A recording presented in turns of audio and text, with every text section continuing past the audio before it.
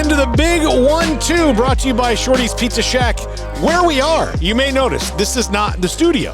Paul Catalina, JD Piquel, Jack McKenzie, Armstrong Sims, all here on site at Shorty's Pizza Shack. I've been a fan of this place and a diner here since day one. Since my good friend Ted opened the store, and then Kyle is his partner. Brought it on, and this is one of my favorite places to be. This is an awesome place. This is the Salon, JD. The Salon. We talked about for so long, and now we're finally. This might be the biggest Big 1-2 that there has ever been. There is. In terms of size, this is the biggest Big 1-2. Look at all these people. Turn around for a second, Armstrong. I hope this doesn't mess anything up. But look at all these people, just in awe of what we're doing. See, these people know. They're completely engaged. They're very excited. All the people in the background. I'm not even sure they know we're here. Look, see, she turned around. That's something. All right. This is kind of like college game day, like the miniature version of if college game day was anemic. This might be what college game day was. But we're bringing you the show from here. As you see, Sikkim Sauce Wings, pizza, and of course Boone's Farm strawberry. There it is. Yes, you can. There it is. Yes, I get great deals on this all the time. I'm sure that's great, for the kids at home. Yeah, I mean, for the kids at home that are over 21, that's probably the beverage of choice. That is sweet right there. You're always not ready for it when you're 40 years old. And you haven't had that since you were just have to solve your problems, you know? It is. Problem solving. Right there. But we have all this smorgasbord of stuff in front of us because we've got a lot to talk about, JD. We've got a ton to talk about here on the Big 1-2 today. Tons of moving and shaking in the college football coaching world. None bigger than Lincoln Riley to USC from Oklahoma. We will talk about that fully in our second segment, and that's huge. We're going to talk about it. But mostly what we do on the show every week is kind of recap and go over what's going on in the Big 12. Yeah. There's a Big 12 title game, and Oklahoma's not in it. And their coach is in USC. Yeah. It's a weird day for the people in Norman right now. Oklahoma State and Baylor in the conference championship on Saturday in Dallas. Baylor sleptwalked their way through the win against Texas Tech, and still won. Oklahoma State, and Oklahoma was an all-time classic in Bedlam. That's probably the last time that game's going to be in Stillwater, and the fans in Stillwater will love it for all time. Caleb Williams, if he has a little bit more gas, he might have won that thing on his own on that run. JD, your thoughts about the crazy weekend in the Big 12? I mean, it was absolutely madness. I think across all of college football, it was one of the best rivalry weekends I've ever been on this earth to see, and it was just unbelievable. I think going back to Bedlam, if Caleb Williams scores, and let's just say Oklahoma's playing this week, they're running it back in Arlington for Bedlam, is Lincoln Riley still the head coach? I mean, obviously, I think that probably gets delayed, but does he make that jump to USC as quickly as he does? Because there's a lot of talk about the timeline, and I don't think you and I are on the same page as to how much we buy that, but I think there's a lot of reason to believe that Lincoln Riley is still the head coach at Oklahoma. He's definitely not leaving before the Big 12 championship. So, I mean, for fans of this show that are, fans of the Big 1-2, fans of the Big 12 as a whole, as a conference, it's got to feel good to see Oklahoma not be in the championship game as they potentially exit that Big 12 to the SEC in the very near future. Yeah, I mean, it's probably going to be in 2 years. Like, we know it's probably going to be in 2 years. It's at least in 4. Like, they're on their way out the door. So got to do a little bit of this first. You got to cut Andy up, baby. Yeah, exactly. You got to make like USC and pay. But I do think, and I think we saw it in Bedlam, because there were moments in Bedlam where it looked to me like, oh, this is a normal Bedlam where Oklahoma State shoots their shot, then Oklahoma gets the momentum back. When Oklahoma State missed that field goal, I thought, that's probably it. Like that just feels like the game's slipping away from them. But I think Sooner Magic kind of ended the minute that they left to go to the SEC, at least for the teams in the Big 12, because it certainly ended for whatever Longhorn Magic was left, which is not much. But there was no like scary Oklahoma. It was pretty much like double birds to you. Let's go. Yeah. And look, I know they only lost 2 games this year. They lost to Baylor and they lost to Oklahoma State. Right. The teams that are in the Big 12 title game, but it seemed throughout the year that no one was really afraid of Oklahoma. Right, and I think credit to Spencer Sanders before the game even saying, we're going to win the game. And then they came out and showed no panic, got down by 9 points, had the safety. A lot of what Oklahoma State, the life that they gave to Oklahoma was just that. It was self-inflicted. It was, plays at muff punts and safeties. I mean, there's a lot of things that Oklahoma State really probably left a lot of points out there to where they could have beaten Oklahoma a lot more handily. And so credit to Spencer Sanders. I've been down on him all year. He's done nothing but prove me wrong and lead his team to what is now going to be obviously the Big 12 title game against Baylor. So hats off to him. Yeah, I actually think the biggest story in the Big 12 this year is not outside of the conference expansion and all that, but the biggest story in season of this is Mike Gundy reinventing that team. And he's been doing it gradually, but this year was certainly that, in that reinvented, and like he stopped trying to make Spencer Sanders something he wasn't. And that maybe didn't even happen until about the second or third game that Spencer Sanders plays, because early in the season they were kind of winning in spite of Spencer Sanders. Yeah. But then got together and said, okay, let's make this work. They had a chance to do something special, and they really are. I think Oklahoma State should be in the top 4. I don't know if they will be in the top 4 when the poll comes out. Of course, we taped this before the poll comes out, so we don't know. And I think that's based on the fact that, and I'm going to knock Alabama here a little bit. Because, go for it. They deserve it, probably. Because style points matter for everyone else but them, right? So style points have been used to keep almost everyone but them out of the top 4. Style points are what they're going to use to keep Cincinnati out if they do. Right.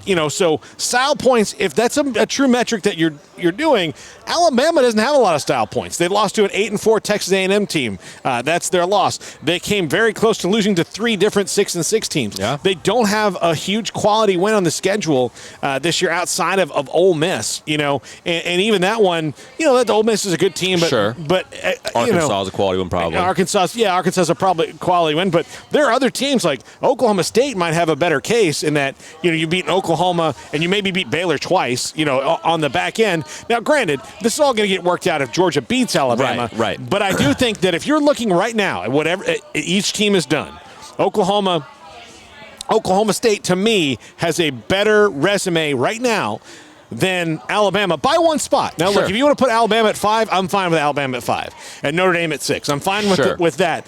But, the top 4 to me should be Georgia, Michigan, Cincinnati, and Oklahoma State. Yeah, and I think if that's the way it shakes out, they will 1,000% play their way in. Like, even if Alabama were to beat Georgia, that still leaves, the Big Ten placeholder, right? And then I think if Oklahoma State wins out, I have a really hard time leaving them out. I mean, I think they probably control their own destiny more than Cincinnati does at this point in time. So I think the beautiful part is Oklahoma State is going to be able to make their case to the committee. Now, the whole thing with Alabama and however it shakes out this week, we'll see. But I'm with you. I think at the end of the day, Oklahoma State, if they win out, they will, in fact, be in the college football playoff, and deservedly so. Yeah, and look, Oklahoma State's going to have a tough time. Baylor did not play well in Stillwater, but nobody plays well in Stillwater. This game is in Dallas. It's going to be a different thing. Baylor has been in this these players have been in this game 2 years ago. Oklahoma State's not. Oklahoma State's not been in this championship game since they brought it back. So and in fact, the early Big 12 title was when there was a title game. And they got left out of the BCS then. So Brandon Weeden and them. Yeah, this is a team that has a history of being left behind, but I do think that Baylor's playing a lot better. We don't know if Gary Bohannon's going to play or not. I don't think he is. I mean, again, it's a hamstring. Takes longer than 2 weeks most of the time. He did go through light warm-ups last week. I think that was more head games than anything else. Sure. And maybe just like, hey, if we get desperate, if there's 2 injuries, we might have to have him go in and hand the ball off. But saw some Kyron Jones last week. Yeah, we saw some Kyron Jones, for a play. I mean, Blake Shapen rose from what looked like the dead. I thought he was dead. I was like, that is irresponsible. He's in the game. So credit to him for being back and finishing the game the way he did. Kid's a warrior. But it looked close for a second. But I'm not like, I think they want him just because of this Oklahoma State defense. You'd want somebody who's been out there and seen the bullets and all that. But Blake Shapen showed me that he's not really afraid of anything. I don't think Baylor played poorly last week. I think they just kind of sleptwalked. Poorly would be a stretch. A lot of guys with the flu. So they kind of sleptwalked through it. I was impressed with Blake Shapen. Didn't seem to be the moment. It wasn't too big for him. This is going to be tough for a Baylor team with more experience in these situations that Oklahoma State currently has. That's probably Baylor's biggest trump card in this. Now, there are still going to be some questions around Dave Aranda this week. Now, LSU appears to have been filled with Brian Kelly as of minutes ago with Brian Kelly from Notre Dame, which is shocking in and of itself. And if we were the big SEC, we might talk about that a little bit more. Sure. But it's still a huge thing. Now, if LSU's filled, that takes a lot of pressure off of Baylor fans and stress because that was the other job he was linked to. Not that he wouldn't be linked to Oklahoma because that's a big one, but to me, I don't know if that's necessarily what Oklahoma wants to do to replace Lincoln Riley if you just go get Dave Aranda. Yeah, I mean, I feel like he's kind of the antithesis in a lot of ways of Lincoln Riley, like the big spotlight, big job. Dave Aranda fits very well at Baylor. Back to what you were saying about Oklahoma State and Baylor this weekend, I will just say this. It's going to be really tough to beat this Baylor team twice, especially with how we've seen them adapt week in and week out. Like we talk about how they were at the beginning of the season to where they are now. I mean, they are light years a different team than when they played Iowa State. All the penalties, the way that they struggled to run the ball against Oklahoma State the first time around. I think we can both agree if that game's not in Stillwater when they play, probably at least a different outcome in terms of margin of victory for Oklahoma State. Well, so it's going to be interesting. And OSU got kind of a garbage touchdown late, right? In that game. I say it's a garbage touchdown, but I mean it wasn't that touchdown was didn't not tell the story. It didn't tell the story of the game. They got a touchdown late. The game was close until then. Had Baylor gotten a stop like 2 plays before, they don't score that touchdown, and maybe it's a game. But Baylor ultimately did not play well against Oklahoma State. Oklahoma State had their number, but Gary Bohannon was a different quarterback since then. The offense has been a little bit different than then. The defense has certainly been different than then. I expect this to be a defensive slobber knocker in Dallas on Saturday, in Arlington on Saturday, because that's what these two teams do. Like, Absolutely. It's not going to be 37-33. No. That's not what this game is going to be. And if it is, I think something's gone horribly wrong for both Jim Knowles and Ron Roberts. But, I mean, one thing that we also need to account for is Spencer Sanders going to play as poorly as he did at home? I would like to say even Spencer Sanders has been improved since that game. So you really have two teams that have played each other before, but I think we're going to see a very different ball game than we saw the first time. So maybe it's not, 37-33 like we talked about, but I think you will see a little bit more of a liveliness from these offenses. And look, Gary Bohannon did practice, and he's been practicing. He's been going through things. We'll see. Here's the thing. Even if he does play, he's not going to be necessarily calling a lot of those called runs for him. So that kind of changes what's available for him. But I like Baylor's chances in this game. Now, granted, I'll probably pick Oklahoma State when we do our picks, which will be all the championship games this week. I will probably pick Oklahoma State to win the game just based on the momentum that they're coming off of. But this could, again, be a trap game. This is a team you already beat. You just beat your biggest rival essentially on their way out the door. Here's the thing. That game might have changed the trajectory of the Oklahoma program for a decade. It has to have, yeah. I mean, there's no way in it, yeah. Because if they don't nail the hire for Lincoln Riley, they lose the game. And based on Lincoln Riley's timeline, he said he didn't know of the interest until late Saturday night, early Saturday morning. So, based on that timeline, Oklahoma loses. USC calls. He takes the job. So he's kind of in his feelings about that loss. USC calls and says, hey, how would you like all the money in California? Right, two houses. He said, sure, I'll take all the money in California, but maybe USC doesn't even get to make that call or for another week because he might say, look, we'll talk in a week. But if you win the Big 12 title game, you get in the CFP, maybe your emotions are all different and you stay. I don't know. We'll talk about Lincoln Riley in the next segment, but that game cannot be understated on what the long-term ramifications could be, because not only that, they're taking the defensive coordinator with them. He's taking the strength coach. He's probably taking the quarterback with him more than likely. You would think. We'll see. That'll be. We'll have to watch that. Yeah, that'll be interesting. The transfer portal was not a thing, and you wouldn't think that Caleb Williams is going to follow Lincoln Riley to USC, but now you got to think that that's definitely going to happen. Yeah. I mean, we're going to see. I mean, like you said, we're getting into that next segment, but Caleb Williams was prepared reportedly to walk on at Oklahoma when Brock Vandagriff was their guy in that class. Like, he wanted to be with Lincoln Riley that badly. He also already put out a tweet like, hey, this is all I'm going to say at this time. You don't say this is all I'm going to say at this time if you don't have more you're going to say later. So that kind of left a cliffhanger. He ended with hashtag boomer, whatever that means. But, like, we're going to see about Caleb Williams. And he should make a decision and take that, all the factors into consideration. Yeah. He doesn't know who the coach is going to be. Yeah. He's going to play for Bob Stoops in a game a month from now. Yes. That's all he knows, is 1 month from now he's going to play for Bob Stoops. Who the coach is going to be after Bob Stoops, we don't know. And we know it's not going to be Bob Stoops. He's already told them, no, I'm 61. I like selling tequila. I do Big Noon. I like selling tequila and fishing and doing a couple hours of work on Saturdays. Sure. Like, that's what I like doing. I mean, I don't blame him. No, I don't either. I wish we could all do that. But I do think that like all of that happened on Saturday night in a span. Say Caleb Williams runs that ball in. Oklahoma State's probably gutted from that moment of letting him run the ball in from 70 yards away. Yeah. Or if that penalty gets called, which it probably should have been, but them's the breaks. Maybe Lincoln Riley's emotions are completely different. And I think we're out a second segment of the big one, too. I think we have to figure out something new to plan for. We just eat pizza. And we're just hanging out for the second segment, and it's all a good time, which it will be. Anyway, one other thing that I think deserves to be mentioned, does USC make the offer they make for Lincoln Riley at that time? So let's say they win that game, things transpire, they play in CFP. You're getting real close, if not past that signing day deadline. So, I mean, the juice you lose if you're USC that you're not going to have a Lincoln Riley with all the guys that are going to flip and have, not all but flipped at the time of this video being recorded. I mean, that's going to move the needle quite a bit for what they do in the future at USC. I mean, he set himself up really well. And I'm pretty sure Mike Bohn was like, look, you're either in or you're out right now. I mean, Ocean's 11 style. We need to know pretty quickly. Which is a big play by him, and he can't do that if they win that game. I mean, he's got to go talk to Brian Kelly or someone else. I mean, who knows who he takes at that point. Yeah, and now Brian Kelly's apparently at LSU. Go Tigers. I'm going to say, So, I don't know. That just does not seem like a fit to me. Yeah, we could do another segment on that too, but we'll, yeah. All right. Well, here's the thing. I'm going to do this. I'm going to eat a chicken wing on the air as we go to break. That's good. I'm going to talk us through the flavor palette right now. This is Sikkim sauce. It is one of the best things in the world. Right. It's kind of like angel tears wrapped in fairy dust. Okay. It's got spicy little barbecue to it. What's the emotion going on right now in your tongue? I mean, it's got to be doing backflips, I would imagine. Yeah, it's kind of like, you ever seen Neil Diamond sing Sweet Caroline live where he's having a really good time? I can't say I have. That's what's going on here. I love this. Yeah, that's what it is. I love this day. All right, we'll be back in a second as I wipe chicken wing off my face. This is the big one, too, brought to you by Shorty's Pizza Shack on 365 Sports.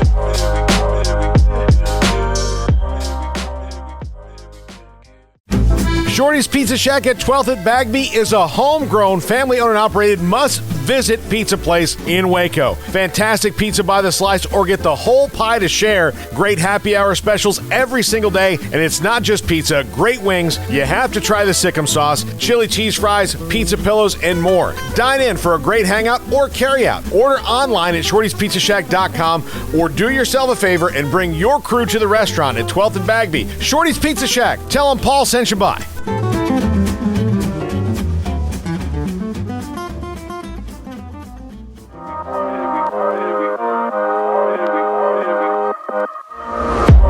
Welcome back into the big 1-2 here on 365 Sports. Please like and subscribe to the channel. When you get a chance, if you don't, then I will eat all your chicken wings. I'm just going to find you, and I'm going to eat them wherever they are. Bad. Yeah. Bad for business.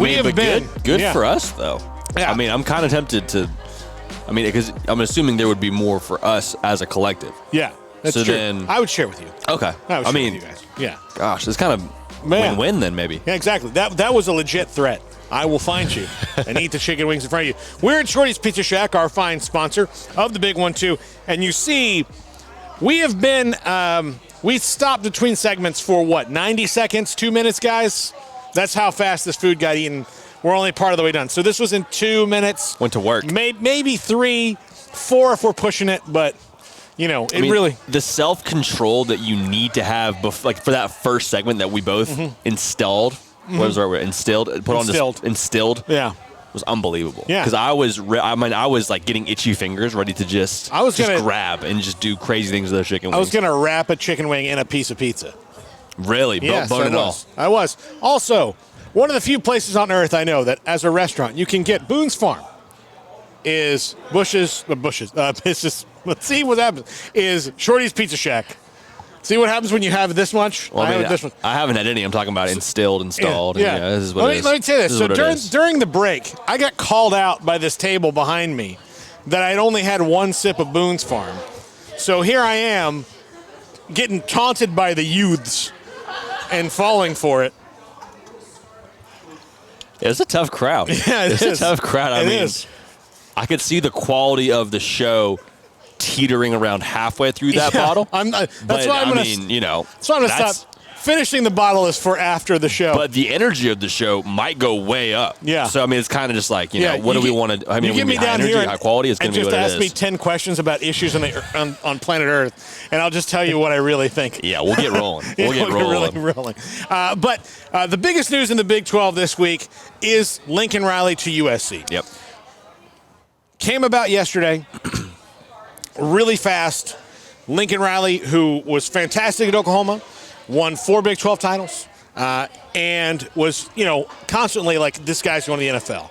Cowboys, whoever's going to open Lincoln Riley. Let's talk about Lincoln Riley in the NFL. And then all week, the rumors were about Lincoln Riley to LSU. Yeah. That was the smoke. Lincoln Riley to LSU.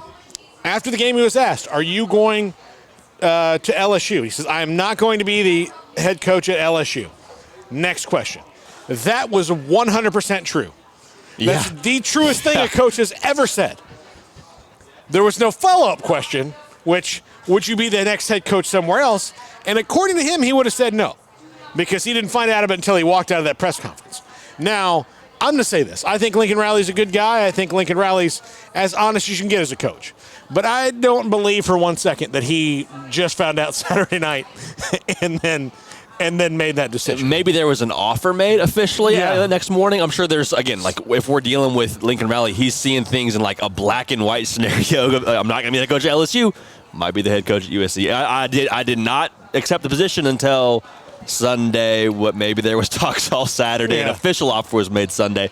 That checks out a little bit more, but he says things come together so quickly now, which is true. But you don't make a $110 million reportedly deal off of one Sunday afternoon. Like that's just off a Zoom meeting. That's not how the world works. I've never been a college football head coach. No one's even like inquired about me being a college football head coach, but I have a very hard time believing $110 million is spent off of a Zoom call. Unless, like, they told Mike Bohn, the AD at USC, you have this much money to spend. Yeah. Go make it happen. Yeah. And so he knew, like, here's the offer. But, I mean, that's all agent stuff and all that. I think the ramifications for this are huge. Now, one, a lot of talk about Lincoln Riley didn't want to go into the SEC. Oklahoma may not have kept him in the loop about that. I think that might be part of it, and that if you look, you've won, since you've been the head coach, conference title, you've done that. Mm-hmm. That's what you've done. You've dominated that league. But going to the SEC, I don't think scared him. I think the headache of all the other stuff that would come with it, like maybe, okay, well, where can I go now and have that same success? Look, the Pac-12 is the mess. It's a mess. Yeah. They don't have a legit national title contender in the Pac-12 this year, and they haven't for a couple of years, really. Yeah. And so you can go in there, you can recruit Southern California, in addition to wherever else you want to go because you're USC, but you can start keeping those prospects at home and start winning and running that league, which USC ran it, even being mediocre for the last decade or so. They ran that league. Yeah. So it's kind of a no-brainer. If you don't want to be in the SEC and you want a different path and a different challenge in the Big 12, which is what you were doing, and the Big 12, if you notice the last couple years, has not been that same kind of path for Oklahoma. Yeah. They've won it, but Baylor's getting better. Baylor's got Dave Aranda. I still think he's going to stay. LSU's off the table. I mean, now you got to wait for Oklahoma to get off the table and Notre Dame, but I don't think Notre Dame's calling Dave Aranda. I don't think. No, I don't think so. I don't think Oklahoma's necessarily a perfect fit for what he does, especially. But you got to think Oklahoma State's kind of flipped the script on you. Sure, yeah. You get these other teams coming in, like so even if it's maybe not worth it. It's not worth it, and so. You're leaving, going to the SEC. I get it. I think more of it was, this is USC. It's $100 million. He recruits Southern California really, really well already. Yeah. Why not go there and do something great? Yeah, 1,000%. I think there's probably two trains of thought that people have with this. One is that or two trains of thought they can look at if you're an Oklahoma fan. One is like, okay, he was scared of the SEC. That's too bad. We wanted him to be here and take us to the SEC, which, again, I'm not really on board with either. I think if you're an Oklahoma fan, let's just say that's true. Let's say, for example, he's scared of the SEC, which, again, don't believe that to be true. Then that's great. Then you have someone else who's going to be excited about taking Oklahoma to the SEC and be a competitor, like that's a much better hire than what would be perceived to be a scared Lincoln Riley, which, again, I don't think that's true. They ran up on Florida a year ago as Florida's JV team, but still, I mean, they competed really well against the SEC, looked great against Georgia in the Rose Bowl game, so I think that's like a narrative that's pretty easily dismissed. What we know or what we've heard been reported is he liked LA, which isn't hard to get behind. He liked the alignment with the administration, which is the biggest thing that I think we've all kind of been back and forth. The biggest knock on USC was, yeah, great program, great brand, LA, great talent around that area, but they can't keep kids home because they don't put the money into USC or the resources to allow them to be as successful as they could be. So for him saying now, hey, the administration's aligned, stars are aligned, like let's roll, let's go, they're excited about it, that should put everybody else nationally on warning because a lot of the California talent has been going other places. Chris Olave, CJ Stroud, DJ Uiagalelei, like there's a lot of guys have gone all over the country because there's nowhere to play in-state. You can rope off in-state at USC and recruit nationally like they have already. USC is going to be a force and it's going to happen quick. Well, why is USC mediocre now? What's the biggest reason?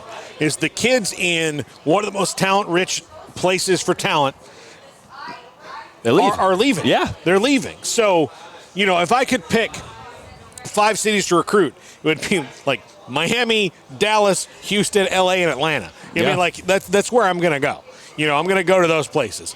And LA was not being recruited by the school. There's 2 huge schools in LA, and they're not winning the recruiting battles in Los Angeles. Yeah. Although not to mention the rest of California, they're not winning those recruiting battles, which they used to do easily. So Mike Bones said, okay, who's the best guy that's not in our conference of recruiting guys who live in these states? Oh, wait, that's Lincoln Riley. Brilliant. He's got 4 of the top 40 guys from Southern California in the 2022 class alone. Let's go get that guy because he already gets what goes on here and can really make things happen. So let's go get Lincoln Riley and make something happen. Yeah, absolutely. And I really I'm blown away that this happened. This hardly ever happens, where it's big-time program to big-time program. Mm-hmm. Just doesn't really happen that way. But Lincoln Riley to USC, I mean, it makes so much sense. It's ridiculous. But then again, you look at Oklahoma, they've never had to deal with this. You know, where do they go from here? Yeah. Like, what do you do if you're Oklahoma? Because in your history, they were completely blindsided by this, which is ironic considering they completely blindsided the rest of their conference earlier this year. So Karma is the worst. Comes back it's around not really to the saying, but yeah. So what do you do? I mean, JD, what do you do if you're Oklahoma right now? Bob Stoops is your interim coach, and he's going to run things for a little while.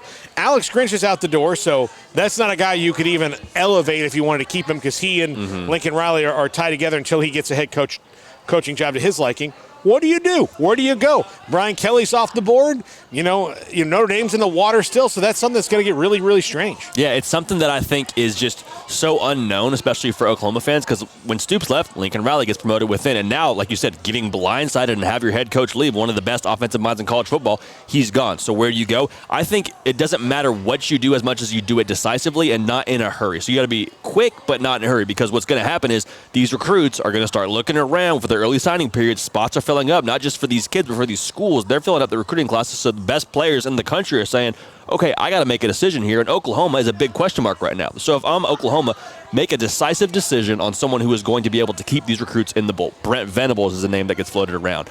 Matt Campbell would be maybe a bit of a round peg in a square hole, but it's something to look at. I think Cliff Kingsbury would be a really interesting hire. Another offensive guy coming back to the college game. Who knows if he wants to do that, but there's a lot of things that could fit there. Yeah. I'll tell you about Cliff Kingsbury. When I heard that yesterday, I thought, this is how confident Oklahoma has to be if he's a legitimately candidate. Yeah. The dude was a terrible college head football coach at Texas Tech, and his quarterback is the NFL MVP now. Sure. And he is now 8-2 in the NFL and doesn't have to recruit, which he wasn't really good at in the first place. So the whole thing of like, oh, he'll recruit because it's Oklahoma, well, not everybody's done that. Between Barry Switzer and Bob Stoops was a really dark period for Oklahoma. And John Blake recruited Oklahoma, and Bob Stoops won with John Blake's players. He didn't get to see the fruition of that, but it's not just because you have the name on your shirt. Ask any school in Florida that dominated the 90s, what the name on your shirt means if kids don't really register it anymore.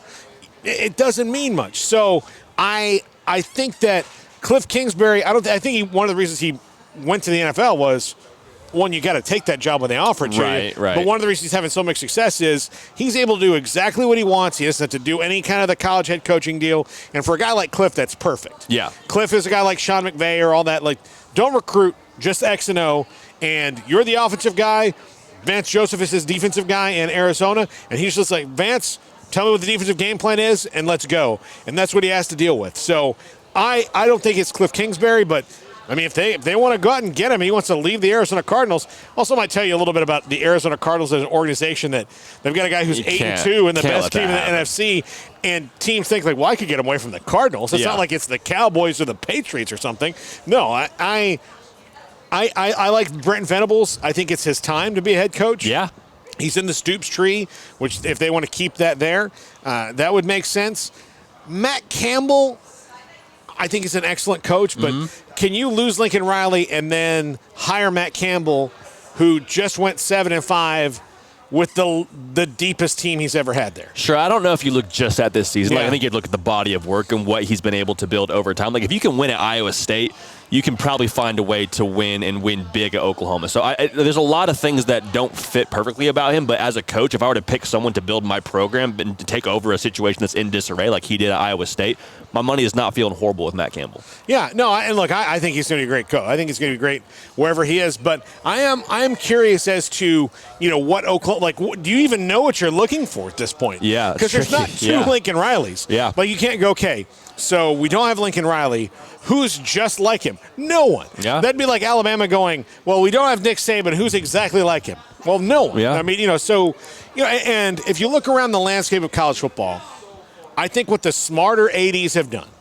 Now, granted, Mike Bone did what he absolutely had to do. Like, this was a, swing for the fences and see what you can do. Big time play. But yeah. LSU is was kind of in the weeds until they got Brian Kelly, and that might be a big hire. It might be. It's a pretty big hire getting the Notre Dame guy to come to LSU after what he's done. Winningest of all time. Yeah. So, but you can't do that everywhere. There's not those guys everywhere. I mean, so who's the next? Like, if you're Oklahoma and you want to match USC taking your guy and LSU taking the Notre Dame guy, well, who do you hire? Yeah. I mean, there's not that many big fish in the pond. Yeah, and I think the thing you could do is you go the same route that USC went to take Lincoln Riley from. Is you just, hey, we're going to ante up, we're going to go big, we're going to put our house on this coach, whoever it is, whether it's, again, I know you're not Cliff Kingsbury guy, but someone in that same vein to where it would be a big splashy hire. You're going to keep recruits in the boat, and if not, you're going to attract new recruits to play for a guy that they want to play for, who would be like a previous NFL head coach, or maybe it's a Matt Campbell. That's all sort of, variables that we can fill in later, but it needs to be a big splashy hire in a sense, because Oklahoma,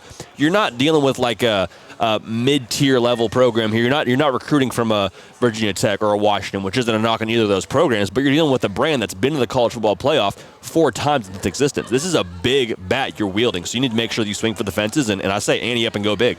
Yeah, it just depends on can you do that. I mean, LSU, it seemed like today they didn't really have any big fish anymore. They're running out of them. I also think this, though. Florida, and of course, Oklahoma's been successful, and they're 10-2 right now. So it's like their down year was 10-2. Yeah. So they're 10-2 right now. The 2 smartest hires, I think, in this coaching cycle were Kalen DeBoer today at Washington from Fresno State and Billy Napier to Florida, because you had issues there that you want to build up there. So you want to bring something up. Maybe, look, Matt Rule might not be a name not to consider. I don't think he's leaving the NFL, but if the NFL leaves him, he might. But again, that's still a few weeks down the line, and I don't think he's only gotten 2 years. He doesn't have a quarterback. There's still some roster building to do there. Yeah. So give Matt Rule some more time. He may figure it out. But then again, things happen really fast in the NFL, but they still have a few games to go, and Oklahoma's going to want to have a coach before Carolina's made a decision on Matt Rule, unless Matt Rule would just leave in the middle of the year. And believe me, I know that guy from his time here. And I don't think that's something he would do. He wants to build. Here's a crazy name for you. I just thought of this. Eric Bieniemy. You think he wants to go be the head coach at a premier institution like Oklahoma? I mean, it'd be flashy, it'd be splashy, you'd be able to keep the recruits in the boat. I don't know how he'd be as a recruiter. That's a complete palms up moment for me. Because he hasn't done it. No, he hasn't done it. But, I mean, if you're going to imagine a guy who would attract talent and say, hey, I've been there, kid. I've coached in Super Bowls. I can get you to the NFL. Come to Oklahoma. Go do it on the biggest stage in the SEC. that could be a splashy hire. Again, not a name that's being floated at all right now because this is like a day and a half old. But I mean, that'd be an interesting name to keep an eye on. I would think I do think Brent Venables should be the first guy that they call. He gets my vote. He's been running one of the best defense, if not the best defense in the country for the last several seasons at Clemson. He's the one who really took them over the top because they had the offense. Brent Venables, that defense took Clemson to where they've been, and that defense is what's kept Clemson relevant this year because their offense was really bad until the last couple of weeks.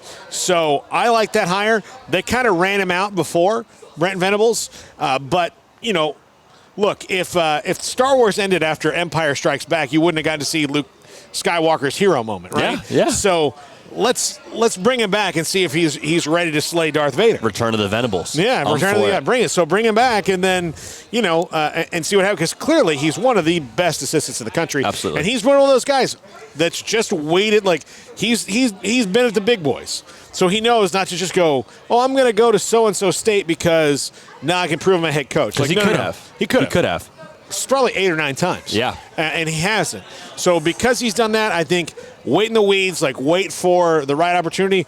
Look, dude, if Oklahoma's not the right opportunity, I don't know if you want to be a head coach at all. So here's one more name for you.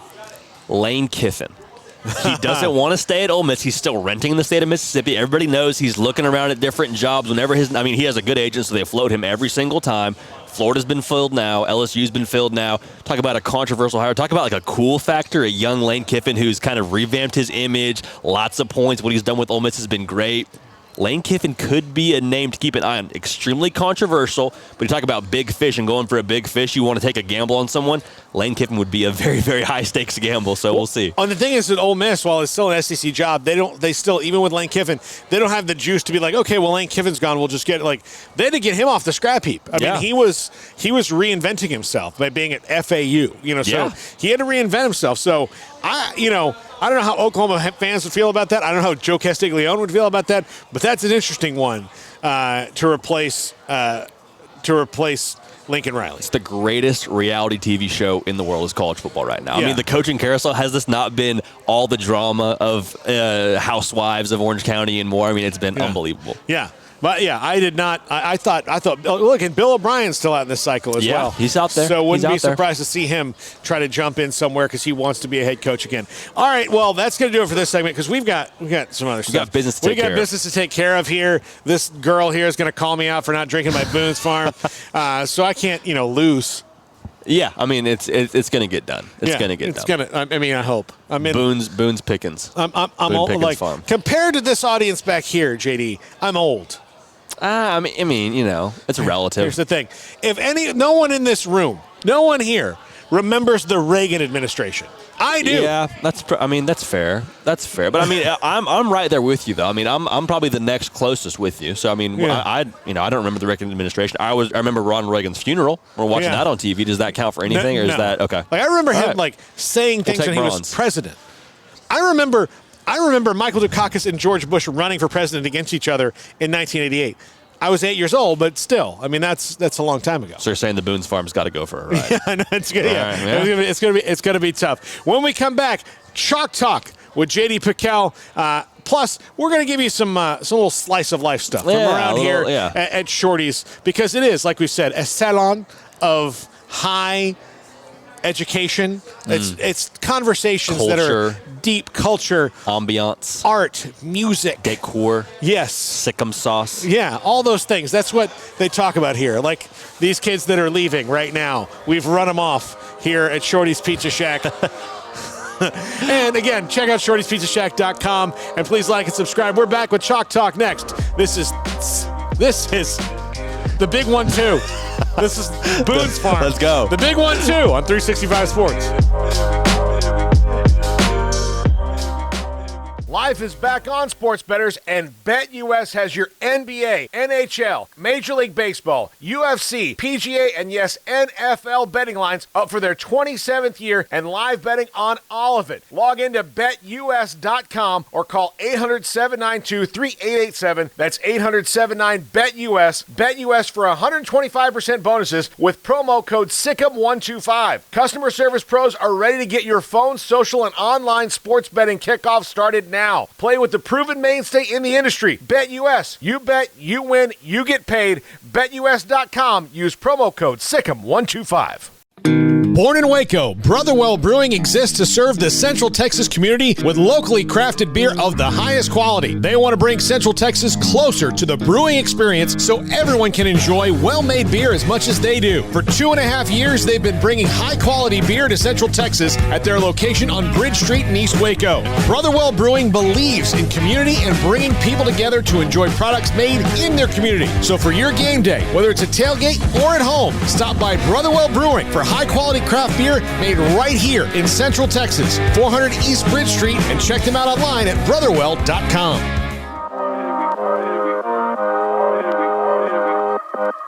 Welcome back to the Big 1-2. Not sure if you heard a little game going on this weekend in Jerry World. Baylor and Oklahoma State set to do battle.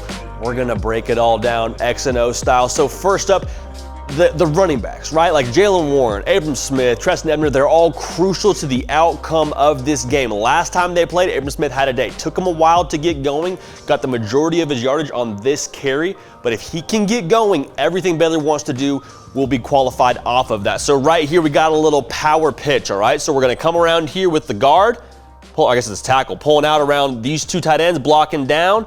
My man right here is lost when he fits it. They're coming down, he gets bumped off. 2 for 1. So right here, boom. This is a nice picture right here. We're pulling up here, we're leading around here, and he is late to the party. So we get a little 2 for 1 action, and then Abram Smith right there. This is perfect. 2 for 1.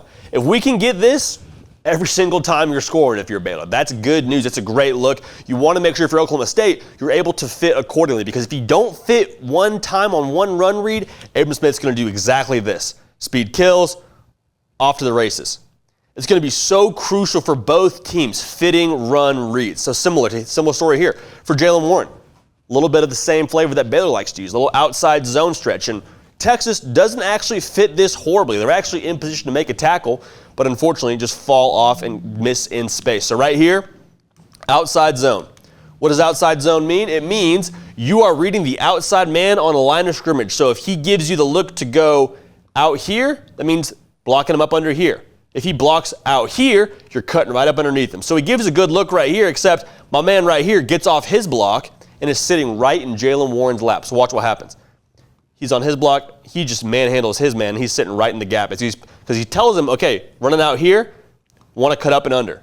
He's coming out here, want to cut up and under. But what happens? He is sitting right in that lane. Look. So this read right here is telling him to cut it back up underneath.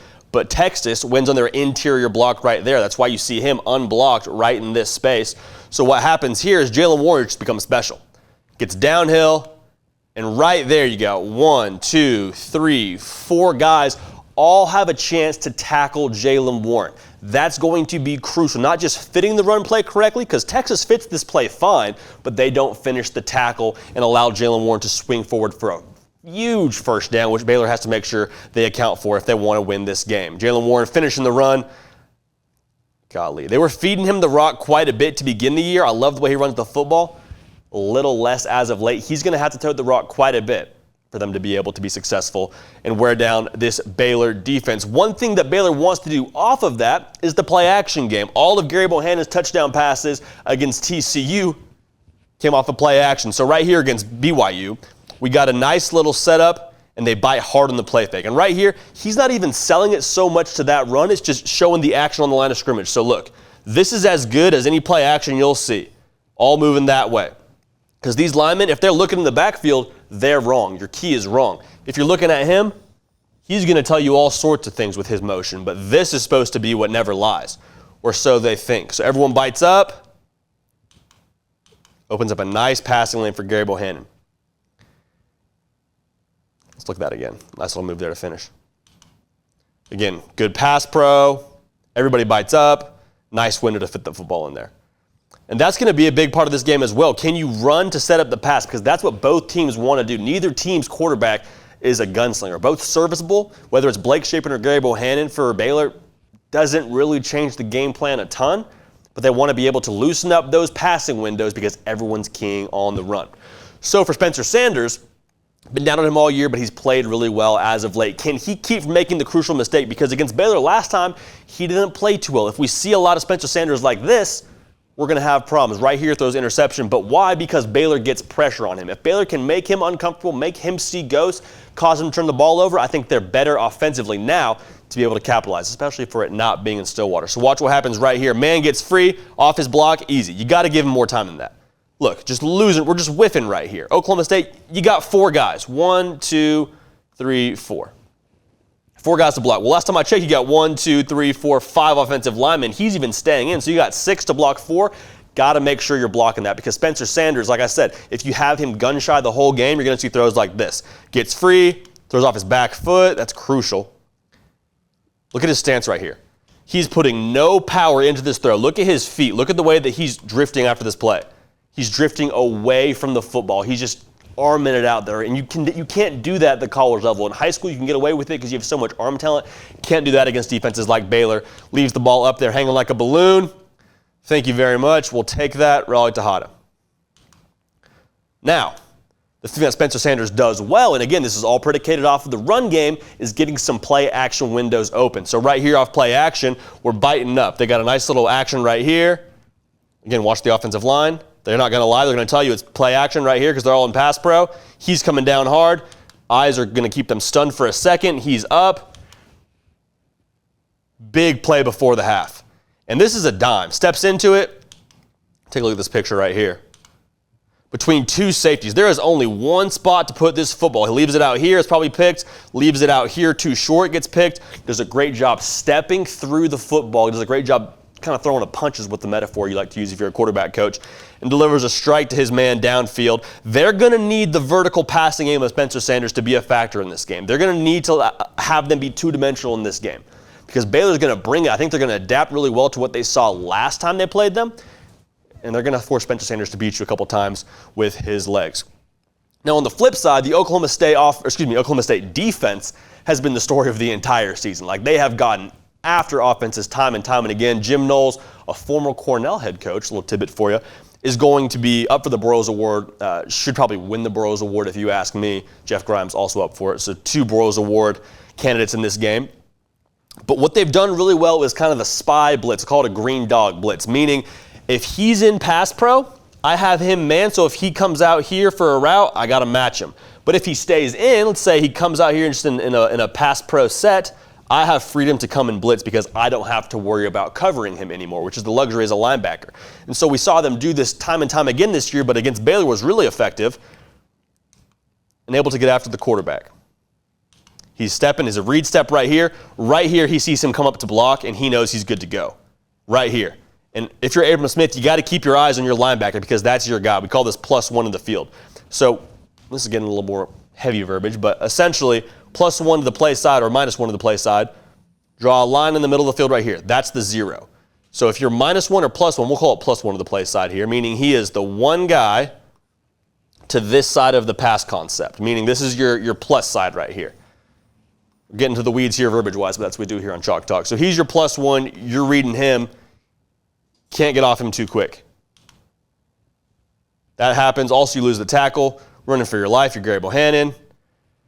Gary Bohannon's a good quarterback. He throws the ball well on the run. But if he's having to constantly scramble and make plays because they got a blitzer coming free every other down, you're going to have problems. You're going to sputter out offensively if you're Baylor. That's it for us here at the Big 1-2. Myself and Paul Catalina will keep the party rolling. Subscribe to my channel, CFB with JD. Definitely subscribe to this channel, 365 Sports, to stay up with everything college sports related throughout the duration of your calendar year. Whether it's college basketball or whether it's bowl season, you will see us again very soon. Have a great college football weekend, everybody.